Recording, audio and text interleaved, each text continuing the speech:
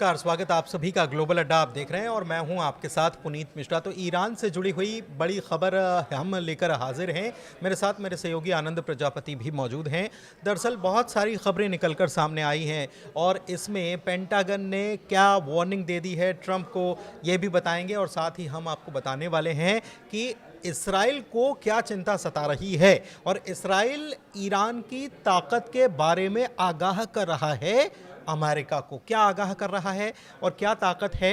इसके अलावा एक और समझाइश या कह दें कि सीख अमेरिका को दी गई है और कहा गया है कि आप अगर ये मुगालते पाले हुए हैं कि आप ही अविजित हैं, मतलब कि आप हमेशा जीते रहते हैं और आपको कोई हरा नहीं सकता, तो आपको ये भ्रम दूर कर लेना चाहिए। और याद दिला दी गई है अमेरिका की दो हार की, बड़ी हार जो हुई थी उसके बारे में याद दिलाई गई है। तो इसी मुद्दे पर बात करते हैं और इसके साथ ही IRGC की तरफ से क्या ऑपरेशन किया गया और क्या तैयारी की गई, क्या दिखाया गया, अपनी फायर पावर को कैसे दिखाया गया, उसकी भी बात करेंगे। तो चलिए शुरुआत करते हैं। मेरे सहयोगी आनंद मेरे साथ मौजूद हैं। आनंद, सबसे पहले क्या बड़ी खबर आई है?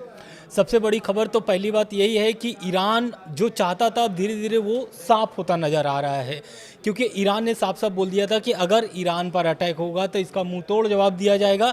हालांकि अटैक से पहले ऐसी ऐसी खबरें आ रही हैं और वो अमेरिका के लिए बहुत चिंता का विषय है, क्योंकि ईरान जो है अपने पर अड़ा हुआ है। ईरान का कहना है हम डील के लिए तैयार हैं, आप बैठक जितना चाहिए उतना बैठक करिए। दूसरी बैठक हो चुकी है, आपको भी पता है, लेकिन दूसरी बैठक के बाद भी कुछ ऐसा क्लियर मामला नहीं हुआ है। लेकिन इस बीच जो दो जहाज जंगी बेड़ा जो निकला हुआ था ईरान के पास पहुंचने के लिए, तो दूसरा वाला जो जहाज जंगी बेड़ा था जेराल्ड फोर्ड, ये जो असल में हुआ क्या है कि इसमें कुछ तकनीकी खराबी आ गई है और इस कारण से ओमान पहुंचने से पहले ही ये जहाज जो है कि बुरी तरीके से फंस चुका है समुद्र में। अब ये समुद्र में फंस चुका है, लेकिन इसके लिए अब जो ठीक करने की, मतलब उस जहाज को ठीक करने के लिए जो संसाधन चाहिए वो अभी उपलब्ध नहीं है समुद्र में। तो इस कारण से जो जंगी जहाज में जो सेना तैनात है, एक तरीके से पूरी सेना उसमें परेशान नज़र आ रही है और यही कारण है कि ईरान जो चाह रहा है वो अब धीरे धीरे साफ निकल रहा है। क्यों? सबसे बड़ी बात ये हाँ कि आनंद, सबसे बड़ी बात यह है कि थोड़ी हंसी भी आएगी आपको सुनकर, उसका टॉयलेट जाम हो गया। हाँ बिल्कुल बिल्कुल, टॉयलेट जाम हो गया। और आनंद, अगर हम गलत नहीं हैं तो हम एक बार इसको लेकर चर्चा भी कर रहे थे कि कौन से जंगी जहाज को भेजा जा सकता है। हैरानी की बात यह है कि ये दुनिया का सबसे बड़ा जंगी जहाज है अमेरिका का और सबसे ताकतवर इसे बताया जाता है। लेकिन तब आनंद, जेराल्ड आर फोर्ड की जब बात हो रही थी तो ये खबर भी आई थी कि इसमें पहले से कुछ तकनीकी परेशानी थी और इसीलिए हम ये आकलन कर रहे थे कि ये नहीं जा सकता, लेकिन फिर भी इसे जबरदस्ती भेजा गया है, ये हम मान सकते हैं। और इसमें जो तकनीकी खामी है वो निकलकर सामने आ गई। बिल्कुल, तकनीकी खराबी सामने भी आई है और इसमें हम आपको बता दें कि ये जो जहाज है 11 महीने से समुद्र में तैनात है, क्योंकि इसके पहले आपको भी पता है कि वेनेजुएला वाला क्या कांड हुआ था, तो इसमें इसकी भी भूमिका रही है। अब जो सामने आ रहा है कि इसमें क्या क्या तकनीकी खराब हो गई है, तो पाइपलाइन जो था टॉयलेट का वो पूरी तरीके से जाम हो चुका है और जाम होने के कारण से, जो कि अब टॉयलेट जाम होने का मतलब आप समझिए कि किस तरीके की परेशानियां लोगों को झेलना पड़ रहा है। पूरा का पूरा अगर देखा जाए तो जंगी बेड़े के ऊपर जितना भी स्टाफ है, बिल्कुल उसके लिए 4600, बिल्कुल 4600 लगभग उस पर स्टाफ बताए जा रहे हैं, ये सोर्सेस के हवाले से आ रहा है।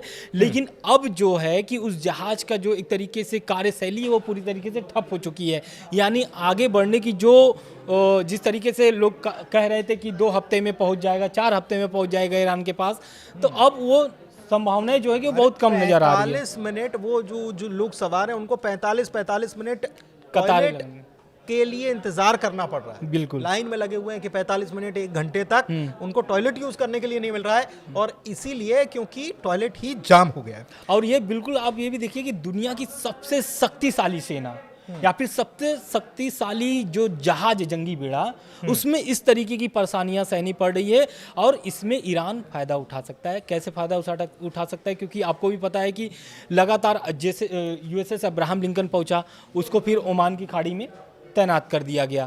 अब जो है कि दूसरी जो जहाज बढ़ रही थी, यानी कि सबसे बड़ी जहाज, सबसे ताकतवर जहाज, अब उसमें तकनीकी खराबी आने की वजह से ईरान को बहुत सारी मोहलत मिल चुके हैं। ईरान जो तैयारी कर रही थी युद्ध के लिए, अब वो जो तैयारी है उसमें और अच्छे से तैयारी कर सकती है। हालांकि अटैक की जो बात हो रही है, अब ईरान अमेरिका के सहयोगी ही कुछ लोग हैं जो वो बोल रहे हैं कि अटैक करने से क्या क्या नुकसान होंगी, वो आगे हम अभी आपको बताएंगे। बिल्कुल। एक चीज़ और है कि इस बीच ईरान ने एक वार्निंग अमेरिका के लिए जारी कर दी है, या समझाइश या सीख जो भी कह लें, और माफ़ कीजिएगा, ईरान ने नहीं, इसराइल ने जारी किया है, और ये ईरान की ताकत बता रहा है। और क्या बता रहा है कि क्या कर सकता है ईरान, इसको भी समझते हैं कि इसराइल ने ईरान को लेकर अमेरिका को क्या बताया। देखिए, पहले तो खबर आपको भी पता है कि लगातार खबरें आ रही थी कि ईरान जो है कि दोनों जंगी जहाज़ों को डुबा सकता है, लेकिन ये बात ईरान की तरफ से हो रही थी। लेकिन अब ईरान का जो कट्टर दुश्मन है इजराइल, अब वो भी यही बात कहने लगा है। क्यों कहने लगा है वो पूरी तरीके से विस्तार में बताया है। इजराइल का कहना है कि ईरान जो है 40,000 पाउंड के पानी के भीतर विस्फोट कर सकता है, यानी अगर ये विस्फोट हुआ तो दोनों जहाज़ जो है कि डूब जाएंगे। डूबने के बाद जो हालत होगी आपको भी पता है, क्योंकि आपको भी पता है कि मिडिल ईस्ट में ईरान पानी में एक प्रकार से छोटा सा परमाणु धमाका करने से पूरी दोनों जहाज जो है कि एक तरीके से डूब जाएगी जहाज में। उसमें जितने लोग सवार हैं वो भी एक तरीके से भारी नुकसान हो सकता है। साफ ये कहने अगर कहूँ तो अमेरिका को भारी नुकसान हो सकता है, और ये बात इजराइल बता रहा है। जो इजराइल चाहता है कि अटैक करे, अमेरिका अटैक करे, इजराइल अटैक करे। बिल्कुल। खबर आ रही है कि एक डील भी हुई है ईरान की चीन के साथ। बिल्कुल डील हुई है, और ये बहुत बड़ी डील है, क्योंकि ये जो डील हुई है एक तरीके से एंटी शिप मिसाइल की डील हुई है। और ये एंटी शिप मिसाइल आपको भी पता है कि किस तरीके से इस्तेमाल किया जाता है, क्योंकि चीन जो है ये जो मिसाइल एक तरीके से जो ईरान के साथ डील की है, इस मतलब ऐसे समय पे की है जिस समय तनाव जो है कि अमेरिका और ईरान की बहुत चरम पर पहुंच गया है। और सबसे बड़ी बात यह है कि ये जो डील की बात कही जा रही है, मतलब इसमें डील ही नहीं हुई है, सप्लाई भी बहुत जल्दी शुरू हो जाने वाली है, ऐसी बातें कही जा रही हैं। एक चीज़ और है, एंटी शिप मिसाइल मतलब क्या, कि शिप के ऊपर अगर कोई हमला होता है तो वो मिसाइलें जो हैं उस हमले को नाकाम कर देंगी। एक बड़ी बात है, और ये बहुत बड़ी बात ईरान एक प्रकार से कहता नजर आ रहा है। हालांकि सूत्रों के हवाले से खबर आ रही है, लेकिन ईरान क्या कह रहा है? ईरान ये कह रहा है कि 48 घंटे तो भूल जाओ, 24 घंटे, महज 24 घंटे में हम न्यूक्लियर बॉम्ब जो है उसको बनाने की ताकत रखते हैं। जी हाँ, ये बड़ी बात कह दी है। तो मतलब यानी आईएईए की बात सच हो जाएगी, क्योंकि आईएईए का तो दावा है। ईरान अभी तक इस बात से इनकार कर रहा था कि हमको परमाणु बम नहीं बनाना है, लेकिन एक प्रकार का प्रेशर जो डेवलप हो रहा है कि ईरान के ऊपर अगर एक अटैक भी होता है तो उसके बाद तुरंत परीक्षण करने की स्थिति में ईरान आ जाएगा, ऐसा कहा जा रहा है। इसके साथ एक और खबर सामने आ रही है कि ईरान के जो कमांडर इन चीफ हैं हातमी, उनका एक बहुत बड़ा बयान आया है। एक तरीके से अमेरिका को चेतावनी दी है और अमेरिका की हार को याद दिलाया है। उन्होंने कहा है कि ये जो आप जीत की झूठी मिसाइलें, मतलब एक तरीके से आप दावा कर रहे हैं कि ईरान पर हम जीत हासिल कर लेंगे, तो आप बहुत गलत फहमी में हैं, क्योंकि वियतनाम और अफगानिस्तान को आपको याद करना होगा। वही अफगानिस्तान है जहाँ पे आप तालिबान को भगा करके वहाँ पर आप एक तरीके से किस तरीके से विवाद वहाँ पर बढ़ा था, तनाव बढ़ा था, लेकिन आज के डेट में अफगानिस्तान वहाँ पर सत्ता संभाला हुआ है।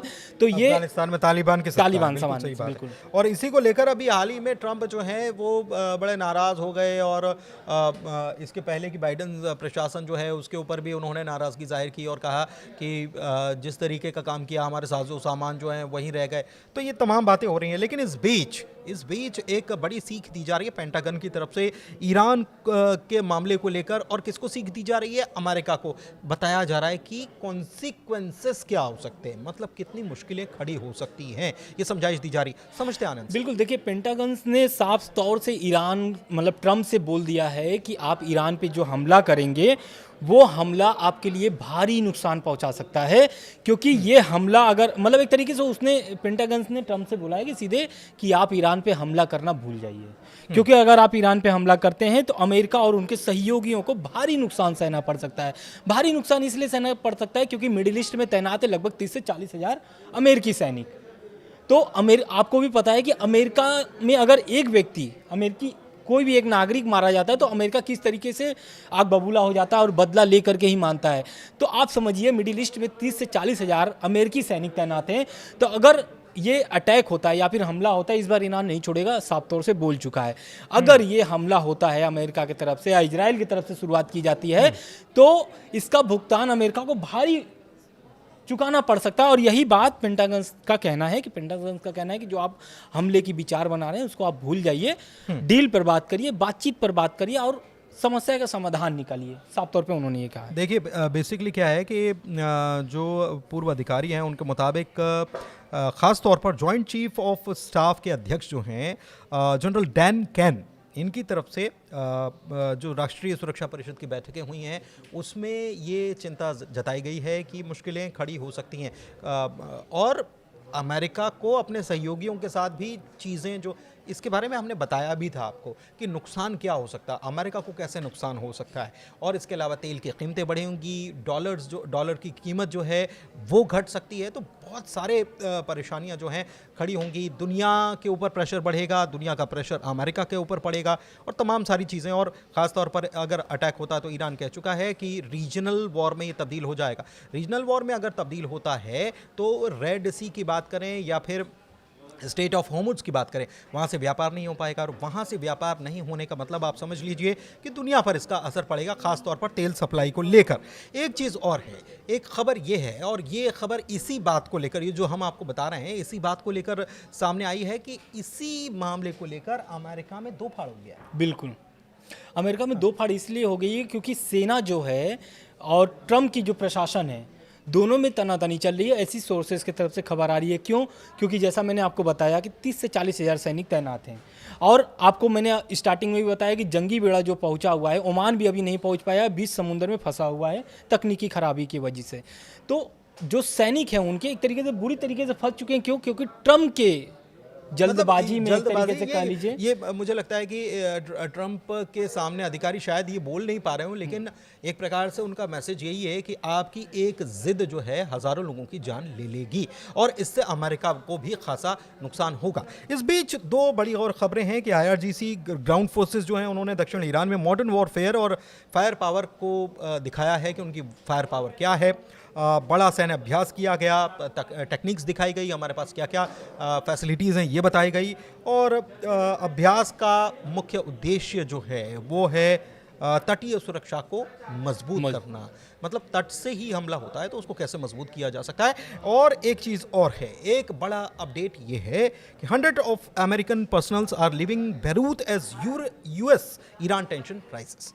मतलब कि जैसे जैसे ये तनाव बढ़ता जा रहा है सैकड़ों की तादाद में अमेरिकी जो हैं वो बैरूत को छोड़ रहे हैं। माना यह जा रहा है कि अगर ये हमला होता है या ऐसी परिस्थितियां, क्योंकि पहले तो ये कहा जा रहा था कि सोमवार मंगलवार तक कुछ हो सकता है, लेकिन अगर ये परिस्थितियां बनती हैं तो हिजबुल्लाह एक्टिवेट हो जाएगा और हो सकता है कि वो इसराइल पर हमला करे और अमेरिकी जो बेस हैं सीरिया में वहाँ पर अटैक करे, जॉर्डन में अटैक करे, इराक पर अटैक करे। और दूसरी तरफ अगर सीरिया की बात करें तो वहाँ से भी US पर्सनल्स जो हैं वो निकल रहे हैं और कहाँ पर तैनाती हो रही है उनकी, इराक में तैनाती होती नज़र आ रही है कि उनको इराक में तैनात किया जा सकता है, क्योंकि इराक के मिलिशिया जो हैं उनको भी कहीं ना कहीं समर्थन ईरान का है और वो भी ईरान को सपोर्ट करते हैं।